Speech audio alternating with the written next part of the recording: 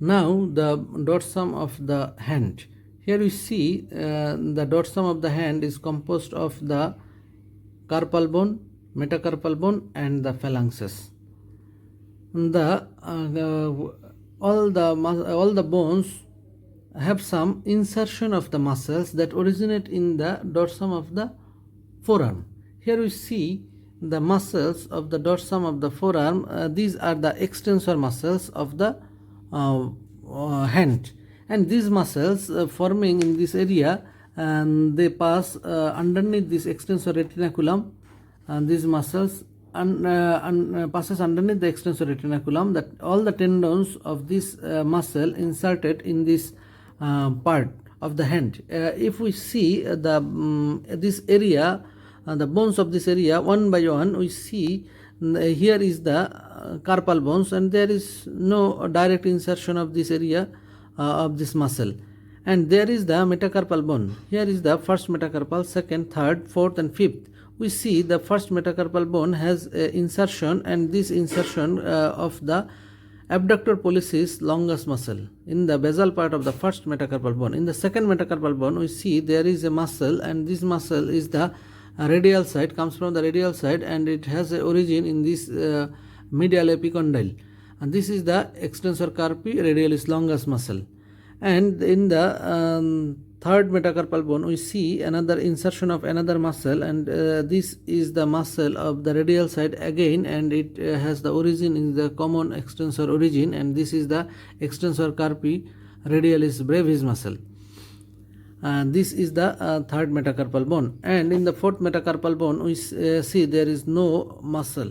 In the fifth metacarpal bone, there is a muscle, and this is the ulnar side of the muscle, and this has the origin in the common extensor. This is the extensor carpi ulnaris muscle. In this metacarpal bone, all the four muscles are inserted. And in this phalanx of the thumb, we see in the proximal phalanx there is an insertion of a muscle. This muscle is the extensor pollicis brevis, and there is a long muscle that insert in the distal phalanx, that is the extensor pollicis longus muscle. These are the muscles of the pollax or the thumb. And here we see the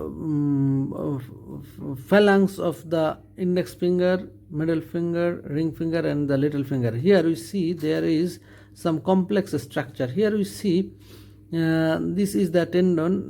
This is the tendon of the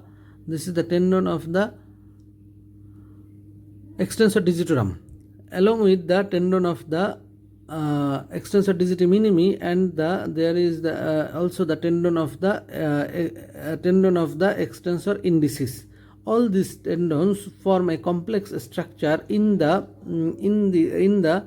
this is the metacarpo, this is the phalanx, metacarpophalangeal joint. Over the metacarpophalangeal joint, they passes over, and over the first phalanx and the proximal interphalangeal joint, this tendon is split into three parts. There is a median part and two collateral parts. And in the end of this area, the two collateral parts again fuse to form a single tendon. Here we see the median part of this tendon insert in this middle phalanx, and two collateral part of this tendon unite to insert in this base of the distal phalanx. And this complex structure also receives some muscles from the flexor and the extensor group. Here is another muscle. We see there are small muscles of the extensor group. These are the lumbricals muscles. These lumbrical muscles originate in this. This is the flexor area of this hand. These lumbrical muscles originate in this tendon of the flexor digitorum profundus. After originating in this tendon, this muscle passes backward in the extensor group, extensor compartment of the hand, and they finally insert in this in this extensor retinaculum. In this picture, we see that this is the extensor surface of the finger, and here is the extensor tendon. And here we see there is a muscle in this flexor group, flexor compartment. In this flexor compartment, this muscle is known as the lumbrical muscle. This lumbrical muscle passes backward to insert in this extensor tendon. This complex extensor tendon is known as the extensor expansion or dorsal digital expansion. Here you see a middle finger.